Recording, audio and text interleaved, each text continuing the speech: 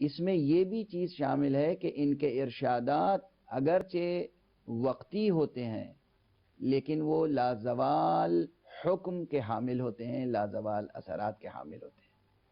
مثلا حضرت امام حسین علیہ السلام نے جو تشبیہیں، ایک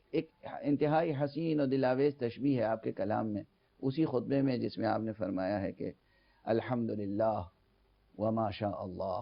ولا قوت الا باللہ، اس کے بعد اسی ضمن فرماتے ہیں موت کی ایک تشبیہ دی ہے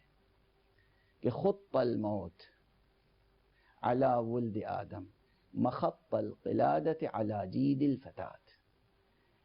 جس طریقے سے ایک دوشیزہ کے گلے کا ہار حسن رکھتا ہے،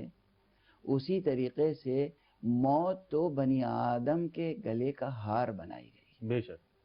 یہ جملہ بہت مشہور ہے حضرت کا، لیکن کیا صرف وقتی معنویت رکھتا ہے؟ یہ تو قیامت تک قیامت تک ہمیں موت کی دلاویزی اور موت کی جمالیات کی طرف متوجہ کرتا ہے۔ میں کہا کرتا ہوں موت کی جمالیات، کیا کہیں امام حسین علیہ السلام کا یہ جملہ کہ موت تو فرزند آدم کے گلے کا ہار بنائی گئی ہے، اسی طریقے سے جیسے کسی دوشیزہ کے گلے کا ہار ہوتا ہے، لازمی امر ہے۔ اب دوشیزہ کا تصور، ہار کا تصور زینت کا تصور ہے، جمال کا تصور ہے، اس جمالیاتی فضا کو تخلیق کر کے اور آپ موت کا تذکرہ فرما رہے ہیں۔ اس سے اس وقت بھی ان لوگوں میں ہمت اور حوصلہ اور شجاعت کا اضافہ ہو رہا ہے، اور قیامت تک ہر سامع اور آپ کے کلام پر غور کرنے والے ہر فرد کے دل میں اور اس کے کردار میں یہ جوہر پیدا ہوگا